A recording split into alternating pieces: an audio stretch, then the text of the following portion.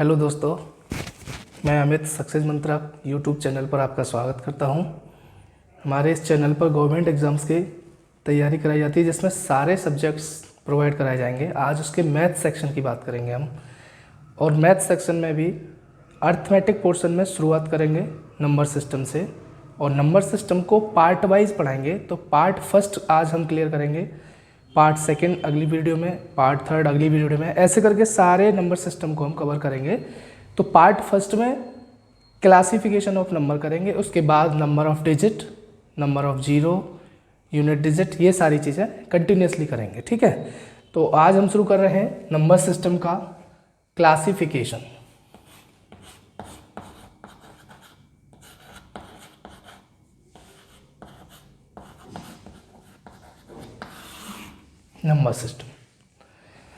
Number system को पढ़ने से पहले नंबर्स के बारे में जानकारी लेनी होगी आपको, और नंबर्स की पूरी जानकारी तोड़ तोड़ के क्लासिफिकेशन में सीखेंगे।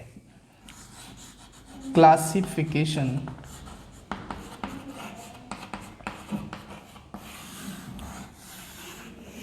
देखो, जनरली क्लासिफिकेशन के दौरान हमें सब नंबर्स के बारे में पता होना चाहिए, जैसे प्राकृतिक संख्याएं, पूर्ण संख्याएं, भाज्य संख्या, अभाज्य संख्या, परमेय, अपरमेय, अभाज्य, सम, विषम, बहुत सारी हैं।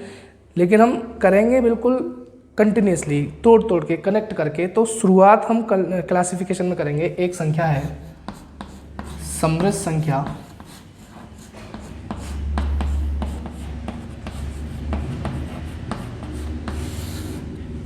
इसको इंग्लिश में बोलते हैं कॉम्प्लेक्स नंबर। अब इसमें ही आगे जब हम बात करेंगे तो तोड़ते हुए सब नंबर्स को अलग अलग मैं आइडेंटिफाई करूँगा। कॉम्प्लेक्स नंबर को दो पार्ट में तोड़ा गया है। Number one, real number. Hindi में अगर बात करें तो लिखते हैं वास्तविक संख्या। कौन सी संख्या? वास्तविक। और इसका दूसरा पार्ट है काल्पनिक संख्या।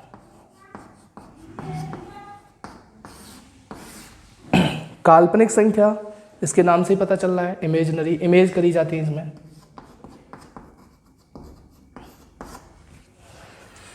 तो देखो, समृद्ध संख्या का जो स्टैंडर्ड फॉर्मेट होता है वो ये होता है x बराबर a plus B I,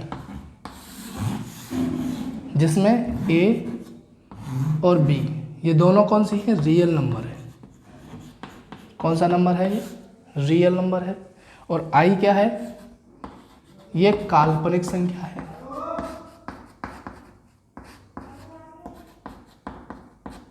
imaginary number.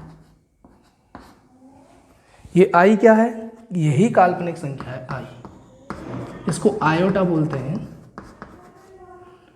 और इस i की वैल्यू -√1 होती है। ठीक, इसको अगर दोनों तरफ स्क्वायर करेंगे तो i स्क्वायर इक्वल टू क्या हो जाएगा? -1। बस इतनी सी बात होती है काल्पनिक की। और ये रियल नंबर होते हैं। रियल नंबर और इमेजिनरी नंबर। रियल नंबर जो होते हैं इनके बारे में हम बात करेंगे, तो किसी भी लाइन पर जो नंबर लाई करेगा वो सब रियल नंबर के अंतर्गत आएगा।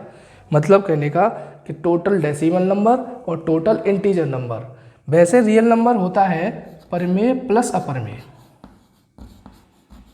परिमेय प्लस अपरिमेय मतलब रेशनल एंड इरेशनल नंबर सारे मिलाकर के क्या बन जाते हैं? रियल नंबर बन जाते हैं। और रियल नंबर जो लाई करे किस पर? लाइन पर। तो लाइन पर कौन से नंबर लाई करेंगे? पॉजिटिव भी करेंगे, नेगेटिव भी करेंगे, और डेसिमल भी करेंगे, पूर्णांक भी करेंगे। तो क्या होता है, सारे नंबर जो भी हैं वो रियल नंबर के अंतर्गत आएंगे। अब रियल नंबर को फर्दर तोड़ेंगे कि क्या क्या रियल नंबर किस किस से बना है। तो रियल नंबर को फिर से दो भागों में तोड़ा। कौन कौन से? नंबर वन, दशमलव संख्या।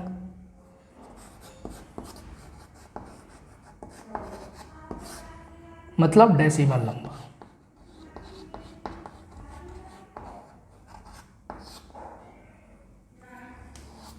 और एक पूर्णांक संख्या। पूर्णांक। क्यों तोड़ा? क्योंकि रियल नंबर कहाँ से कहाँ तक का होगा? माइनस इन्फिनिटी, सॉरी ये है, मान लो इस पर 1.5 भी लाई करेगा, 1 भी लाई करेगा, 0 भी लाई करेगा। तो अब हम क्या करेंगे कि इनको फर्दर तोड़ने के लिए दशमलव संख्या को फिर से पढ़ेंगे। अभी ये थोड़ा सा दोबारा से साफ करके बताता हूँ। यहाँ तक तो क्लियर है, एक बार दोबारा से रिवाइज कर लो। समृद्ध संख्या दो भागों में टूटेंगी, रियल नंबर और काल्पनिक संख्या। अब काल्पनिक में सिर्फ आयोटा का एग्जिस्टेंस है और कुछ है नहीं खास। उसके बाद आती है हम रियल नंबर्स को दो भागों में तोड़ेंगे, दशमलव और पूर्णांक। अब हम दशमलव संख्या को फिर से तोड़ेंगे।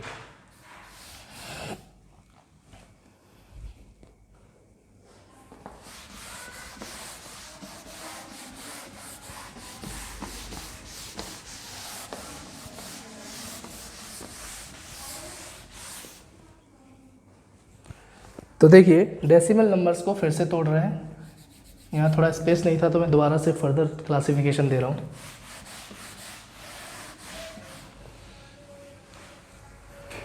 तो यहाँ से फर्दर देख लेते हैं दशमलव संख्या क्या होती है। डेसिमल नंबर 2 टाइप्स होते हैं इसके।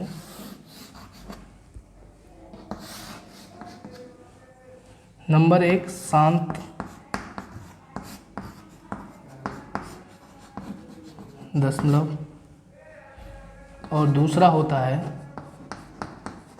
अशांत दशमलव। देखो दशमलव संख्या क्या है? ऐसे नंबर जिसमें दशमलव आ जाए वो सारी दशमलव संख्या कहलाएंगी। और दशमलव संख्या को दो भागों में बांटा हमने, शांत दशमलव, अशांत दशमलव, मतलब terminating decimal number, non terminating decimal number. तो इसके नाम से ही पता चल रहा है शांत दशमलव मतलब जो शांत हो जाए, भाग देने में दशमलव के बाद अंक शांत हो जाए वो शांत दशमलव। और अशांत दशमलव मतलब भाग देते समय दशमलव के बाद अंक रुके नहीं, भाग बार बार जाता जाए, उसे अशांत दशमलव। बात सही है? तो ठीक है, जैसे फॉर एग्जाम्पल हमने कहा 10 में भाग दे दिया 4 का, तो कितना जाएगा? 4 दूनी 8, बचा 4, 4 पंजे 20, 2.5। दशमलव के बाद अंक रुक गया, शांत हो गया। शांत हो गया तो नाम क्या दे दिया? शांत दशमलव। अशांत में क्या होगा? 10 में भाग दिया 3 का, 3.33333। तो दशमलव के बाद अंक रुका नहीं, इसका मतलब रुक नहीं रहा है तो अशांत कहलाएगा। बात समझ में आई यहाँ तक? एकदम क्लियर है। अब अशांत तो हमने सीख लिया, अशांत को फिर से डिवाइड करेंगे दो भागों में। लेकिन यहाँ स्पेस नहीं है, थोड़ा सा इसे साफ करके दोबारा से देखते हैं।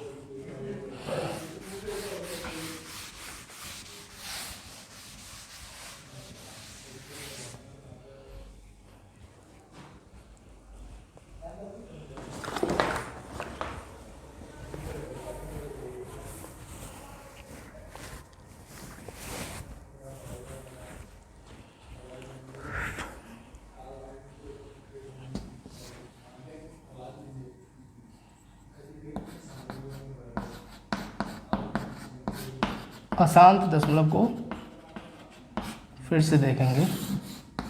ये भी 2 पार्ट्स होते हैं इसके। अशांत पुनरावृत्ति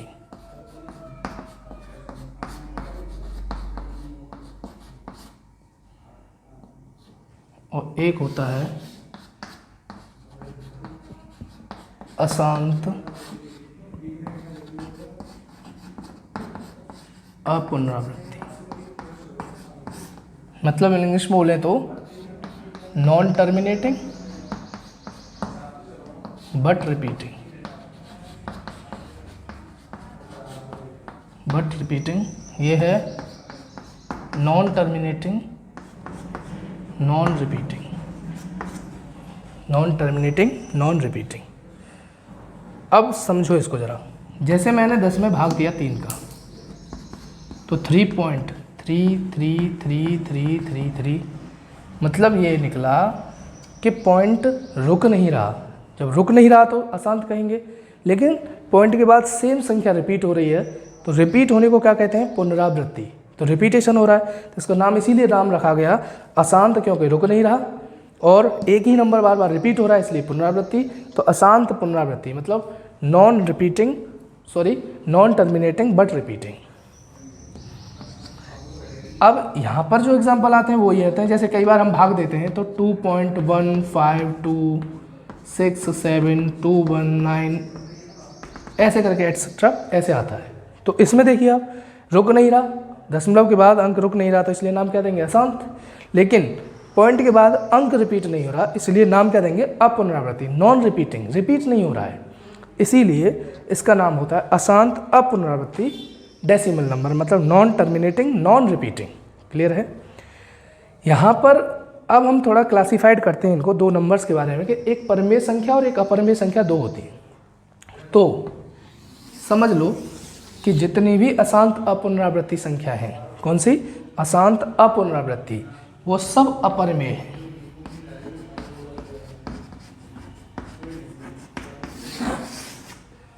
जितनी भी अशांत पुनरावृत्ति संख्या है वो अपरिमेय है, बाकी सब संख्याएं क्या है?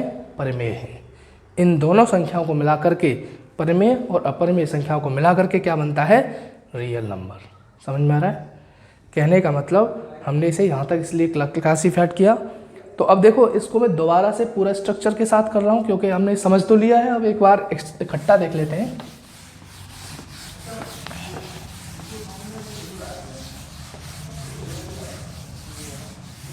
इकट्ठा देखिए शुरू से कर रहे हैं। कौन सी थी? कॉम्प्लेक्स नंबर थे। इसको दो भागों में बांटा था। कौन कौन सा? रियल नंबर मतलब वास्तविक संख्या, शॉर्ट रूप में लिख रहा हूं, देख लेना आप, और काल्पनिक। यहां तक क्लियर है? और काल्पनिक को हम ज़्यादा नहीं पढ़ेंगे, बस इतना पता चल जाए कि आई की वैल्यू इसमें -1 होती है और आई स्क्वायर की वैल्यू -1, मतलब वो √-1 होती है।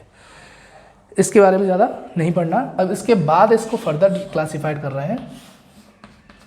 रियल नंबर किस में टूटेगा? डेसिमल, दशमलव संख्या। और किस में? पूर्णांक।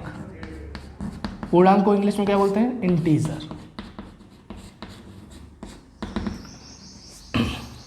ठीक है। दशमलव संख्या फिर से टूटे तो किस में टूटेंगी? शांत दशमलव संख्या और अशांत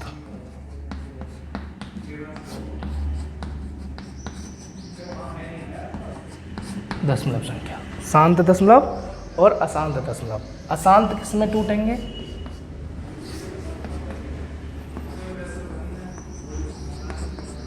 अशांत पुनरावृत्ति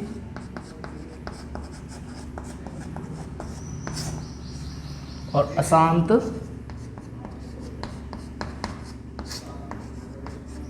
अपुनरावृत्ति।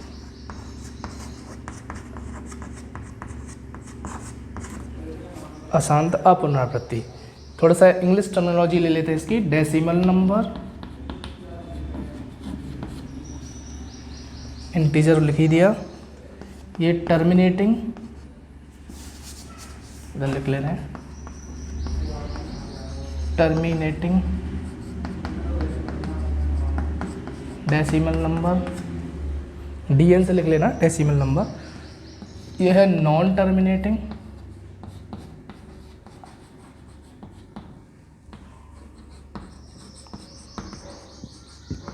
Decimal number. ठीक है, इनको समझ भी लो। रियल नंबर में कौन कौन से आते हैं? सारे नंबर आते हैं। कौन कौन से? परिमेय और अपरिमेय दोनों।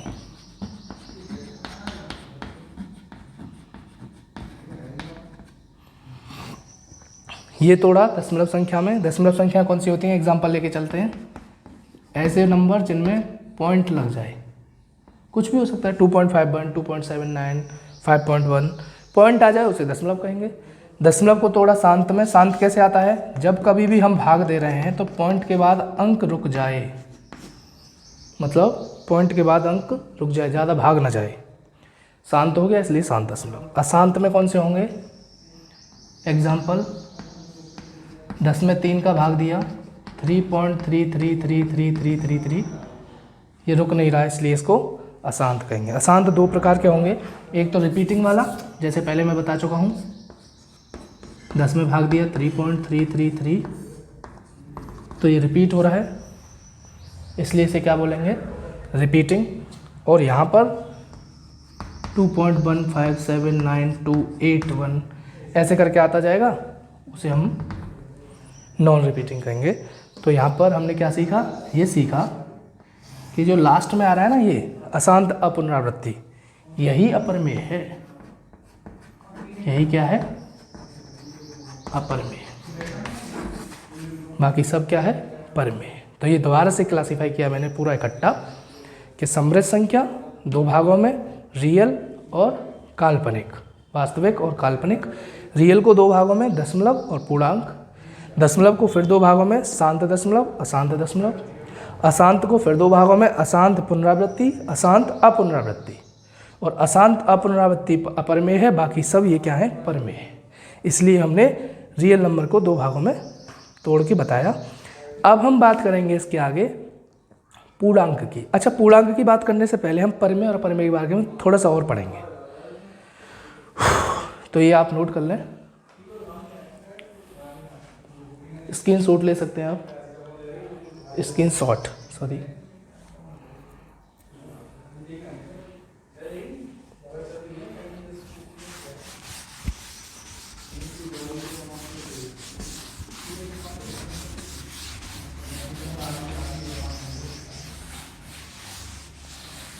अब देखो, जैसे मैंने कहा 10/3 कैसी संख्या है, परमेय है, अपरमेय है।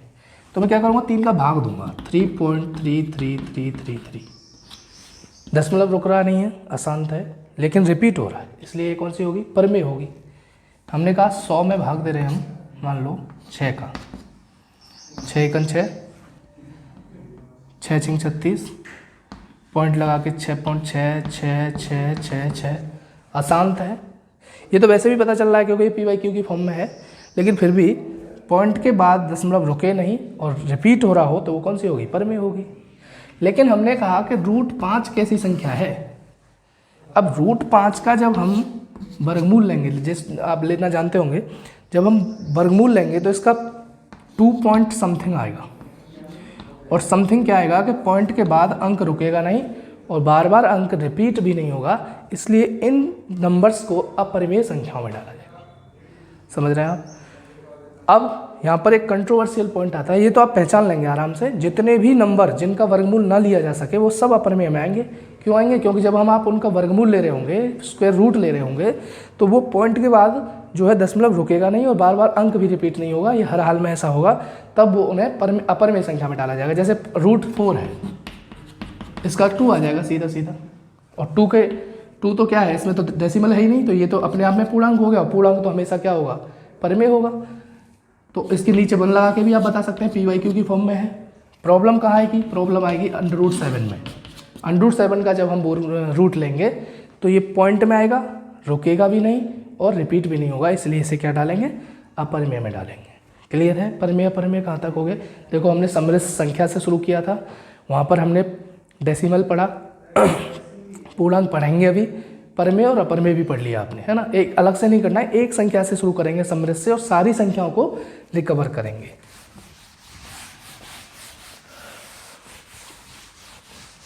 अब थोड़ा परमेय अपरमेय के बारे में समझ लें। यहाँ पर पूछा जाता है कि A और B, ये कई बार क्वेश्चन पूछा गया है, क्योंकि हम परमेय अपरमेय की बात कर रहे हैं तो इसलिए थोड़ा जानना जरूरी है। अच्छा, यहाँ जो हम बात कर रहे थे 2.555 ऐसे जो नॉन टर्मिनेटिंग और बट रिपीटिंग नंबर्स की, तो यहाँ पर एक बार और आएगा, बार वाला पोर्शन, उसे मैं अलग से बताऊंगा, है ना, उससे भी क्वेश्चन बनते हैं, उसे थोड़ा अलग बताएंगे। पहले परमेय पढ़ ले। A और B के बीच एक परमेय संख्या बताओ।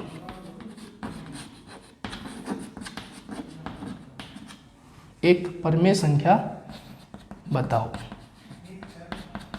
देखो, अगर आपको दो नंबर्स के बीच में संख्या पूछ रहा है तो इसको निकालने का तरीका बहुत इजी है, a प्लस बी बाई 2 हो जाएगा। फॉर एग्जाम्पल, मैंने आपसे कहा 3 और 7 के बीच में एक परमेय संख्या बताएं।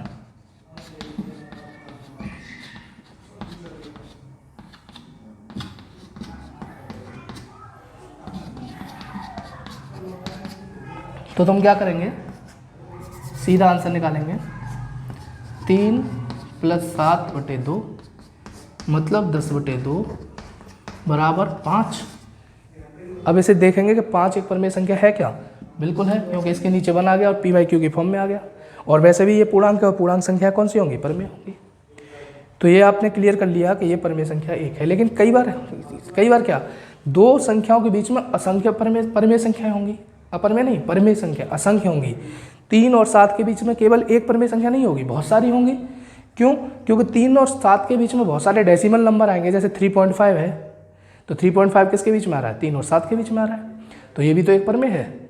मैं कहा 3.6 है, ये भी एक परमेय है। तो आप अलग अलग संख्या निकालने के लिए, मतलब दो संख्याओं के बीच में असंख्य परमेय संख्या निकालने के लिए ये होता है। एक परमेय तो आपने ऐसे निकाल लिया। अब इसी के नीचे जस्ट एक सीख लो, ये तो इसका एग्जांपल था जो आप क्लियर कर चुके होंगे, समझ में आ गया होगा। अब मैं अगला पॉइंट दे रहा हूं कि ए और बी के बीच में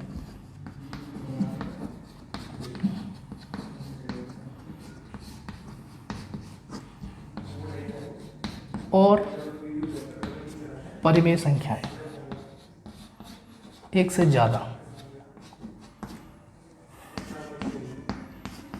संख्या। और परमेय मतलब एक से ज्यादा संख्या जो है, मोर देन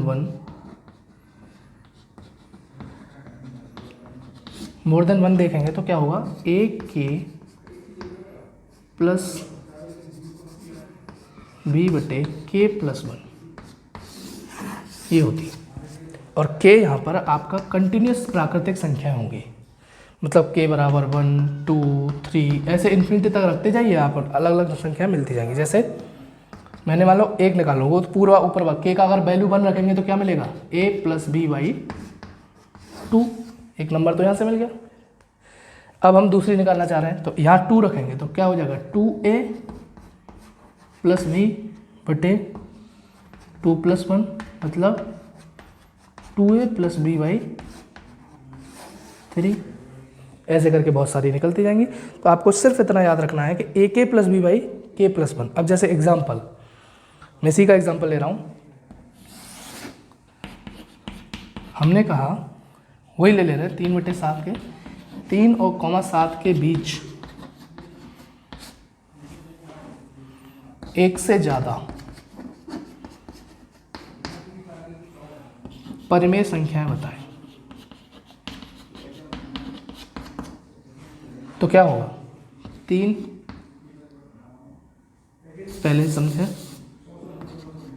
ए के प्लस 1 बाई 2 नहीं होगा, के प्लस 1 होगा, ये बी होगा। के की वैल्यू रखते चलो, ए और 3 की, इनकी तो वैल्यू हमें पता है 3, के की वैल्यू 1, बी की वैल्यू 7, के की वैल्यू 1 और 1 पहले से, तो 3 और 7 10/2 बराबर 5। ये तो एक आ गई, ये तो हम पहले ही निकाल चुके हैं। दूसरी वैल्यू निकालनी है, ए की वैल्यू 3, के की वैल्यू इस बार 2, बी की वैल्यू 7/2 प्लस 1, के की जगह पे 2 रख रहा हूँ है ना। 3 दूनी 6 और 7 13 बटे 2 और 1 3, 3 चौक 12 और 3.3333। देखो दशमलव के बाद पॉइंट रिपीट हो रहा है, तो ये भी एक परमेय संख्या है। तो एक 5 आई, एक 4 पॉइंट आई। अब ऐसे ही आगे बढ़ते जाएंगे और कम होती जाएंगी, है ना। तो ऐसे करके असंख्य अपरमेय संख्या, हर बार अपरमेय निकल रहा है, असंख्य परमेय संख्याएं निकाली जा सकती हैं, असंख्य। और इन सब का ऐसे टाइप के क्वेश्चन को करने का एक तरीका और है कि 3 और 7 के बीच में परिमेय संख्या कौन सी होगी। आप ऑप्शन भी ट्राई कर सकते हैं ऑप्शन से। उस ऑप्शन में आप भाग दे लेंगे और भाग देने पर जो पॉइंट आ रहा होगा, पॉइंट्स में मतलब डेसिमल में जो संख्या आ रही होगी उसे देख लेंगे 3 और 7 के बीच में लाई कर रहा है कि नहीं। एक तरीका वो भी है। पहले ये दोनों लिखो, मैं उसको भी ला रहा हूँ।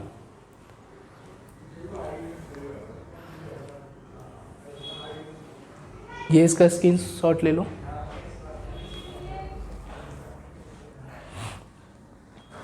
ठीक है, तो अब आपने क्या क्या सीखा। ए बी के बीच में एक परिमेय संख्या, ए बी के बीच में एक से ज़्यादा परिमेय संख्या कैसे निकाल सकते हैं ये आपने सीख लिया। इसका एक ऑल्टरनेटिव मेथड भी है जो क्वेश्चन के साथ दिखा रहा हूँ मैं आपको।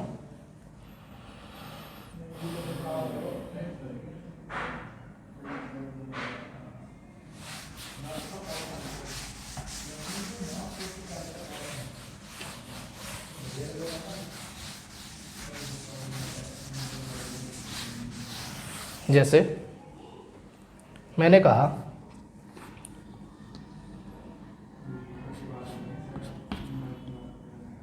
7 और 10 के बीच निम्न में से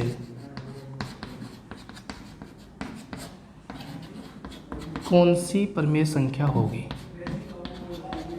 कौन सी परिमेय संख्या होगी। ऑप्शन 1/2, ऑप्शन बी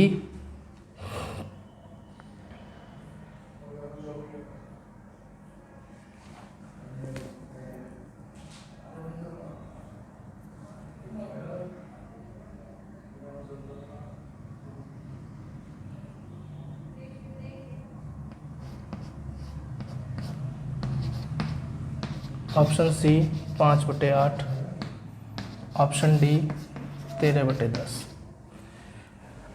समझो अब हमें देखना यह है कि देखो इसे जल्दी से कैसे किया जाएगा क्वेश्चन को।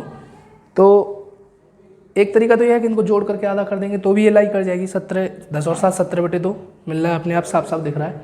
लेकिन बाई चांस यहाँ 17/2 नहीं होती और कोई संख्या होती, तीसरी चौथी जो है परिमेय संख्या, तो इसके लिए आपको ये ट्राई करना है कि आप इस ऑप्शन को उठाइए और भाग दीजिए तो 0.5 आया। अब देखें 0.5 क्या 7 और 10 के बीच में आ रहा है, नहीं आ रहा। तो जब इसके बीच में ही नहीं है तो ये आंसर नहीं हो सकता, तो कैंसिल करें। दूसरा आया 17/2, इसकी वैल्यू कितने आ रही है, 2 8 16, 2 5 10। देखना 8 और 5 8.5 7 और 10 के बीच में आ रहा है क्या, बिल्कुल आ रहा है। 7 और 10 के बीच में 8.5 आ रहा है तो हमारा आंसर क्या हो जाएगा, यही हो जाएगा। आगे चेक कर लेते हैं। 8 का भाग 5 में देंगे तो पॉइंट लग जाएगा वैसे ही, मतलब 0 से 1 से छोटा है, और 1 से छोटा है तो 7 और 10 के बीच में कैसे आ जाएगा, तो ये गलत हो जाएगा। इसमें भी आप देख रहे हैं 1.3 आएगा इसका मान। अब 1.3 मतलब 1 से बड़ा है लेकिन 2 से छोटा है, और ये 7 से शुरुआत है तो ये 7 और 10 के बीच में नहीं आ रहा 1.5, तो ये भी आंसर नहीं होगा। तो हम क्या कर सकते हैं, एक तरीका ये भी है हमारा परिमेय चेक करने का कि दो संख्याओं के बीच में परिमेय संख्या अगर पूछता है तो बाई ऑप्शन मेथड जाएंगे और आप देखेंगे कि उनकी जो डेसिमल नंबर्स जो मैं चेंज किया है तुमने, वो उन दोनों संख्याओं के बीच में लाई करना चाहिए। क्लियर है, तो ये आपने देख लिया। मैं इसका एक एग्जांपल और ले रहा हूँ।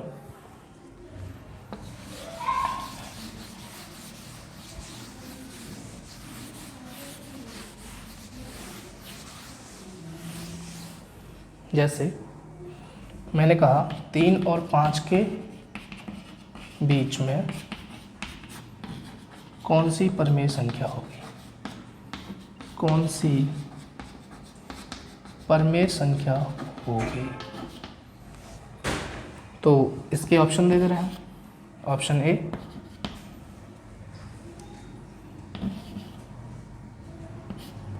2/6, option B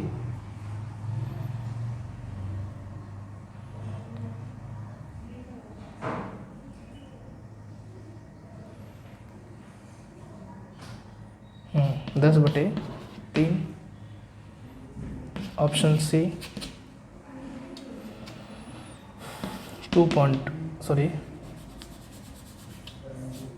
10/4, option D null. अब देखो, मैंने कुछ नहीं करना, मुझे ये करना है कि 6 का भाग 20 2 में दूंगा तो मुझे पता चल जाएगी इसकी वैल्यू क्या है। तो 6 का भाग देंगे तो पॉइंट लगेगा, पॉइंट लगते हैं 0 आएगा। 6 × 18, फिर 6 × 18, 6 × 18, पॉइंट 3333 आ रहा है। तो ये तो 1 से छोटा है, जबकि शुरुआत हमारी 3 से हो रही है। तो 3 और 5 के बीच में आ रहा है क्या? पॉइंट 3 इसके बीच में नहीं आ रहा। तो ये आंसर कैसे हो जाएगा? इन दोनों के बीच में आनी चाहिए। हमने 3 का भाग दिया तो 3.3333, देखिए 3.33 3 और 5 के बीच में आ रहा है, इसका मतलब यही आंसर होगा। ये इसको भी चेक कर लो, 4 का भाग दिया, कितना आ रहा है? 2.5 आ रहा है, और 2.5 3 और 5 के बीच में आ रहा है क्या? नहीं आ रहा। तो ये कैसे आंसर हो जाएगा? तो ऐसे करके आपने परिमेय संख्या बीच में लाई कैसे करती है वो सीख लिया, ठीक है। अब इसके बाद अभी हमारा क्लासिफिकेशन बचा है जिसमें पूर्णांक पढ़ रहे थे, अब हम उस पर तक चल रहे हैं, पूर्णांक की तरफ। मुझे लग रहा है इस पार्ट में क्लासिफिकेशन ही खत्म हो पाएगा, अगली पार्ट 2 में इसके आगे का पढ़ेंगे। तो अब हम बात करेंगे पूर्णांक की। पूर्णांक क्या होता है? इंटीजर नंबर, INTG, बस ऐसे शॉर्ट में लिख दे रहा है। इंटीजर नंबर्स में ये 3 टाइप्स के होते हैं, ये समझो। पूर्णांक में क्या क्या होगा? अच्छा पहले ये समझ लें पूर्णांक होते क्या है। -∞ से लेकर इंक्लूडिंग 0 +∞ तक जितने नंबर हैं वो सब क्या है? पूर्णांक है। अब समझो, पूर्णांक में एक प्रॉब्लम है, पूर्णांक में डेसिमल नहीं आएगा, क्योंकि इसके नाम से ही पता चल रहा है पूर्णांक, अंक पूर्ण हो अंक जिसका। इंटीजर में डेसिमल नहीं आता है, पॉजिटिव, नेगेटिव, +0, ये 3 आते हैं बस। इसलिए हमने 3 पार्ट में तोड़ा है, पॉजिटिव, नेगेटिव और 0। ये शुरू होगा कहाँ से? ऑल द पॉजिटिव नंबर्स, मतलब +1, +2, +3, ऐसे करके इन्फिनिटी तक। ये कहाँ से शुरू होगा? -1, -2, -3, ऐसे करके -∞ तक, और ये बीच में आएगा 0। तो अब आप कहेंगे 0 क्या है? 0 एक न्यूट्रल पूर्णांक है, न्यूट्रल है, मतलब नेगेटिव और पॉजिटिव से हटके, उदासीन बोल सकते हैं इसे, इस पर कोई चार्ज नहीं है, ऐसे समझो। मतलब कहने का कि ये 0 ना तो नेगेटिव है ना पॉजिटिव है। हाँ, 0 को इन सब के साथ मिला लिया जाए, मतलब किसके साथ? इन पॉजिटिव नंबर्स के साथ। अब यहाँ तक अभी हमने सीखा पूर्णांक।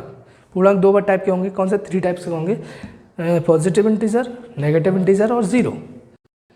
क्योंकि ये 0 बीच में आता है तो आप कह सकते हैं इनको एग्जाम्पल के तौर पे ऐसे भी लिख सकते हैं, +-1, +-2, +-3, है ना, और इन्फिनिटी इंक्लूडिंग 0, ये है।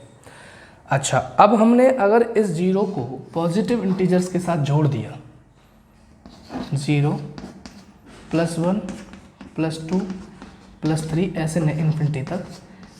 अब देखो 2 संख्या निकल के आएंगी बहुत आराम से, हमें पता भी नहीं चलेगा। हम समृद्ध से शुरू कर रहे थे, हम देखो क्या क्या सीखते आ रहे हैं। समृद्ध संख्याओं से हमने रियल, कॉम्प्लेक्स से रियल और इमेजिनरी, रियल से हमने फिर दशमलव और पूर्णांक। अब पूर्णांक से हमने देखो क्या क्या निकला, ये जितने भी पॉजिटिव इंटीजर हैं इनको प्राकृतिक संख्या कहते हैं।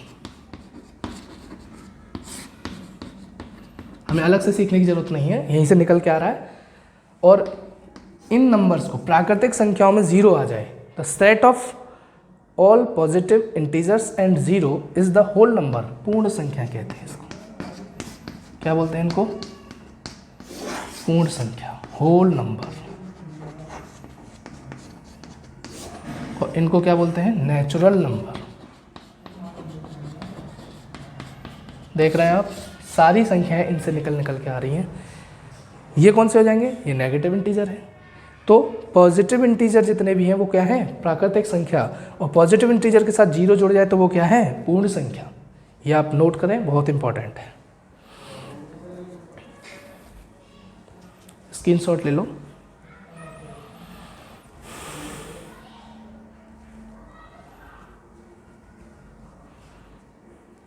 ठीक है।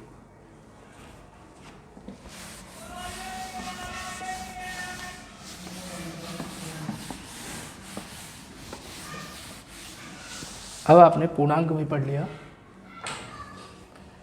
अब इन पॉजिटिव इंटीजर्स में अगर हम बात करें तो जो पूर्णांक हैं इनको दो भागों में और तोड़ा जाएगा, सम और विषम।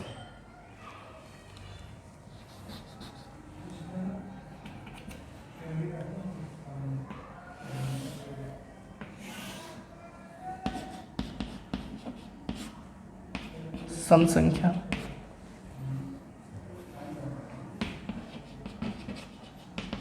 और विषम संख्या, ये फर्दर क्लासिफिकेशन है पूर्णांक का, क्योंकि पूर्णांक सम और विषम कौन सी संख्या होंगी, ये डेसिमल में नहीं होंगी, और डेसिमल नहीं होंगी तो वो पूर्णांक से आई होंगी, और पूर्णांक से कौन सी संख्या सम है कौन सी विषम है ये क्लियर करना है।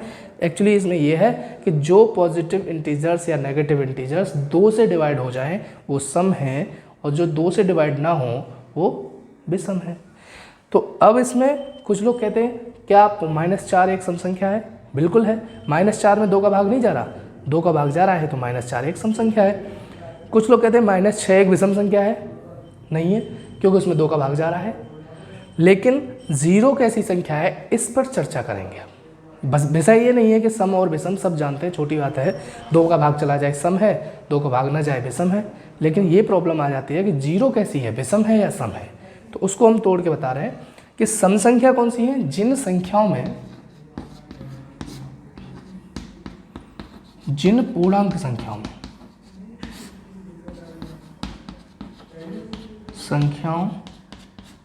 में 2 का पूरा भाग चला जाए, पूरा भाग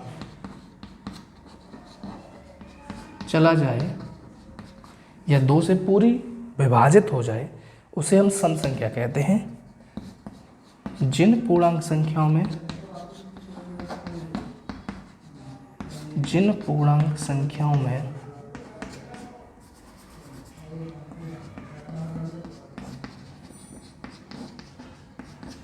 2 का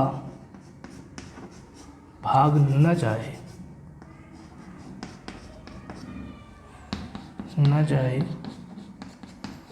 उन्हें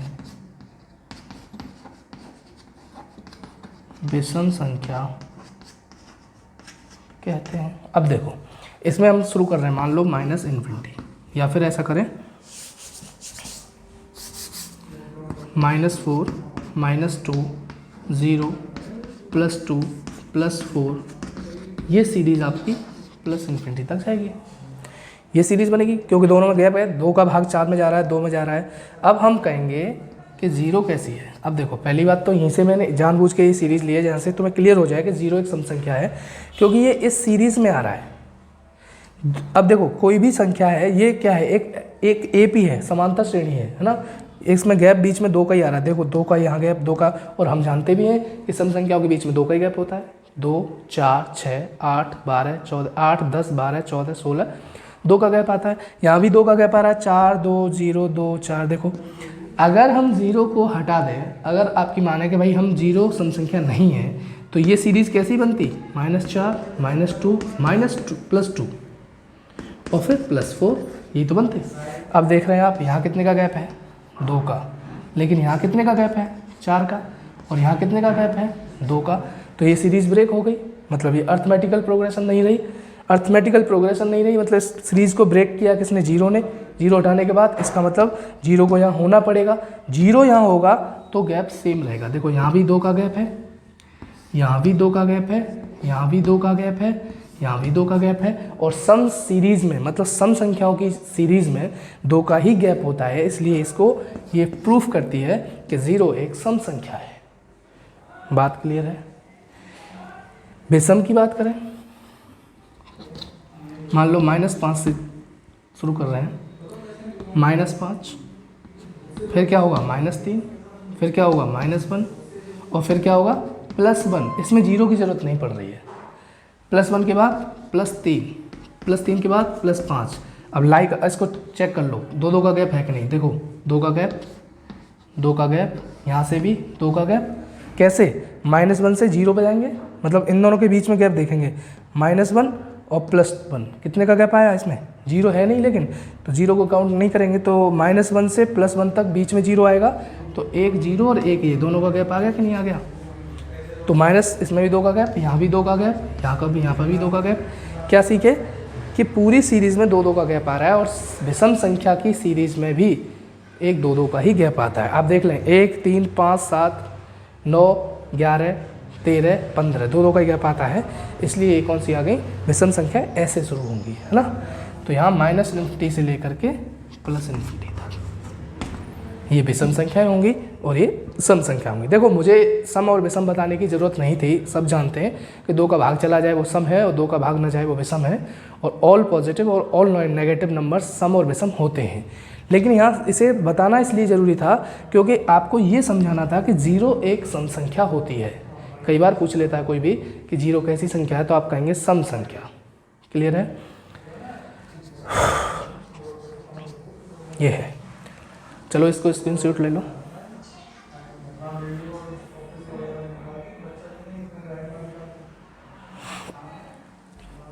तो ये आपने पूर्णांक से चीज़ें सीख ली, सम और विषम भी सीख लिया। अब हमारे पास कुछ संख्या बची हैं जो बतानी है। एक तो भाज्य और अभाज्य।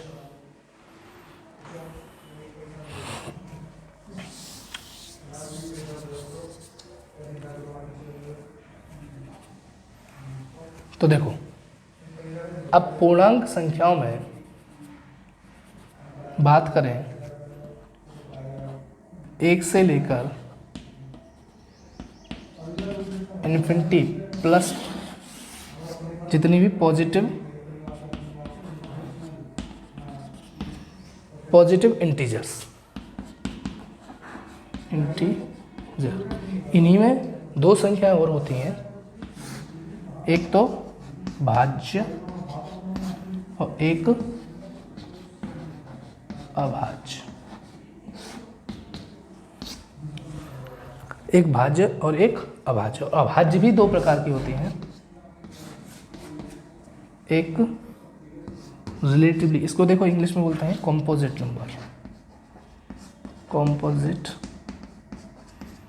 नंबर, और इसको बोलते हैं प्राइम नंबर। इसको बोलते हैं रिलेटिवली प्राइम,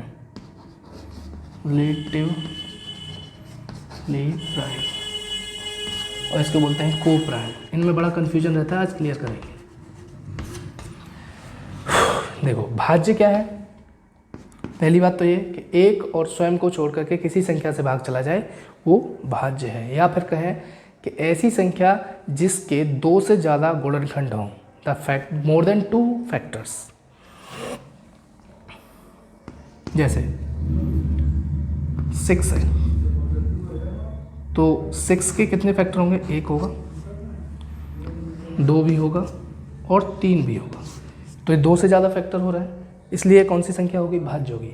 या फिर सीधी सीधी भाषा में ये भी समझ सकते हैं कि आप 1 को और 6 को छोड़ करके किसी का भी भाग चला जाए वो भाज्य होगा। तो लिख लो 1 और स्वयं को छोड़कर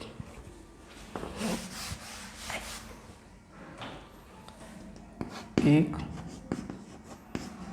और स्वयं मतलब सेल्फ को छोड़कर किसी का भी भाग चला जाए, किसी भी संख्या का भाग चला जाए उसे भाज्य संख्या कहते हैं। यह है भाज्य, ठीक है। यहाँ पर एक थोड़ा डिस्टिंक्शन कर लेते हैं। अभाज्य में क्या है, एक एवं स्वयं को छोड़कर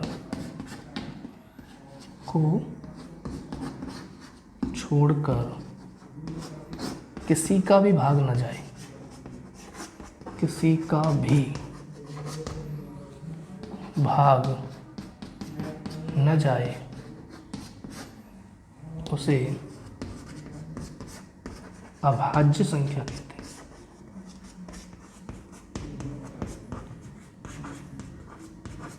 कहते हैं। मतलब भाज्य कंपोजिट जिसमें एक और स्वयं को छोड़ करके किसी का भी भाग चला जाए, भाज्य। अभाज्य प्राइम एक और स्वयं को छोड़ करके किसी का भी भाग ना जाए, उसे अभाज्य कहते हैं। अभाज्य दो प्रकार के होंगे, रिलेटिव और को प्राइम।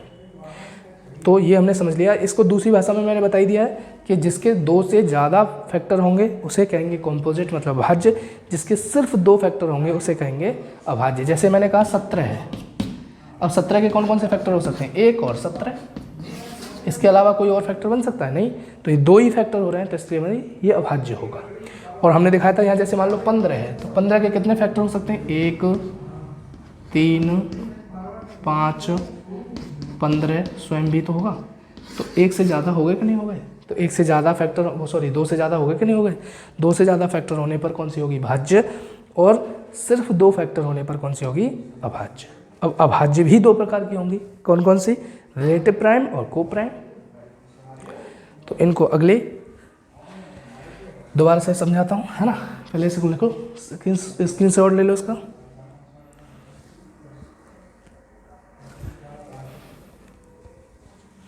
ले लिया होगा।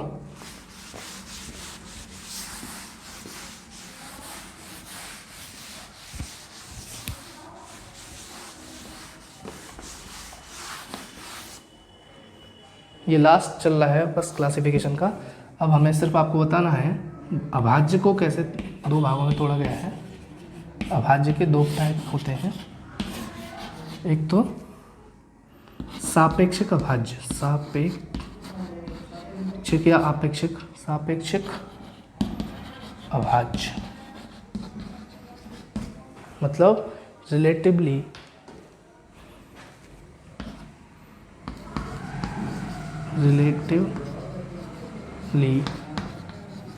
Prime number. और एक होता है सह अभाज्य, सुना होगा नाम, सह अभाज्य। पूरा क्लियर करके चलो। सह अभाज्य मतलब को प्राइम, इनको और समझ लो। देखो रिलेटिव बहुत आसान है। रिलेटिवली प्राइम और को प्राइम में क्या अंतर है कि रिलेटिवली प्राइम ऐसे दो नंबर्स का सेट है जिसका HCF 1 हो। ऐसी दो संख्याओं लिखते चलना, संख्याओं का समूह, the set of two numbers, समूह जिनका HCF जानते हैं, मासापा या मासा, जिनका HCF बराबर 1 हो, वो आते हैं रिलेटिव प्राइम में। जैसे फॉर एग्जांपल, अच्छा ज़रूरी नहीं है इसमें प्राइम हो, कंपोजिट भी हो सकते हैं ना। जैसे मैंने कहा 15 और 17, ये आपके क्या कहलाएंगे, रिलेटिवली प्राइम। 15 और 17 के बीच में कोई कॉमन है इन दोनों में, नहीं है, तो दोनों का HCF कितना आएगा, HCF कितना आएगा, जिनका कोई कॉमन नहीं होता उनका HCF 1 होता है। जब HCF 1 आ गया तो ये कौन सा होगा, सापेक्षिक होगा, मतलब रिलेटिवली प्राइम होगा। अब हम बात करेंगे सह अभाज्य मतलब को प्राइम। को प्राइम में क्या होगा, थोड़ा सा शब्द बदलेगा कि ऐसी दो अभाज्य संख्या है जिनका HCF 1 हो, और ऐसा तो पॉसिबल ही होगा, पॉसिबल होगा क्योंकि अभाज्य संख्याओं का तो कभी भी HCF 1 ही आएगा, कोई कॉमन होता ही नहीं है उसमें। तो ऐसी दो अभाज्य संख्या, इसमें अभाज्य ही होंगी वो दोनों, अभाज्य संख्याओं का समूह जिनका HCF 1 हो। एग्जाम्पल से ज़्यादा क्लियर होता है। 3 और 5, देखिए आप, ये 3 और 5 दोनों ही अभाज्य संख्या है, और दोनों ही अभाज्य संख्या है तो दोनों का HCF कितना है, 1 है। तो HCF 1 है तो इसको क्या कहेंगे आप, को प्राइम, मतलब सह अभाज्य संख्या कहलाएंगी। और यहाँ पर आप देख रहे हैं, थोड़ा सा अंतर समझ लो, यहाँ पर 3 और 5 ऐसी दो अभाज्य संख्या है, तो 3 और 5 अभाज्य ही ले रहे हैं, और दोनों में HCF कितना आ रहा है, 1 आ रहा है। और यहाँ पर HCF 1 आ रहा है, लेकिन यहाँ दोनों अभाज्य नहीं है, एक कंपोजिट है और एक अभाज्य है, या दोनों भी कंपोजिट हो सकती हैं। जैसे 15 और 22, बिल्कुल 15 और 22 दोनों ही कंपोजिट है, और दोनों में HCF कितना है, 1, क्योंकि कोई कॉमन नहीं है। जब कॉमन नहीं होगा तो HCF तो बनाएगा ही, और HCF 1 है तो क्या कहलाएगा ये, रिलेटिवली प्राइम। और यहाँ पर क्या होगा, यहाँ पर जो संख्या लेंगे आप वो अभाज्य ही होनी चाहिए, जैसे 7 और 11 दोनों ही अभाज्य हैं और दोनों के बीच में HCF 1 होगा। ये तो सोचना ही नहीं है, दो अभाज्य संख्याओं के बीच में HCF तो बनाना ही आना है। तो ऐसे करके आपने को प्राइम, रिलेटिवली प्राइम सारे नंबर्स को आपने पढ़ा और यही हमारा इसी नंबर सिस्टम का क्लासिफिकेशन था और ये यहीं आके ख़त्म होता है। अगला ये पार्ट 1 था और पार्ट 1 में हमने क्लासिफिकेशन ऑफ नंबर पढ़ा। अगले पार्ट में हम number of zero, unit digit, divisibility ऐसे करके अलग अलग पार्ट डालेंगे और उन पार्ट में हम पूरा नंबर सिस्टम तोड़ तोड़ के पढ़ेंगे। ठीक है, आज के लिए इतना ही काफ़ी है और थैंक यू।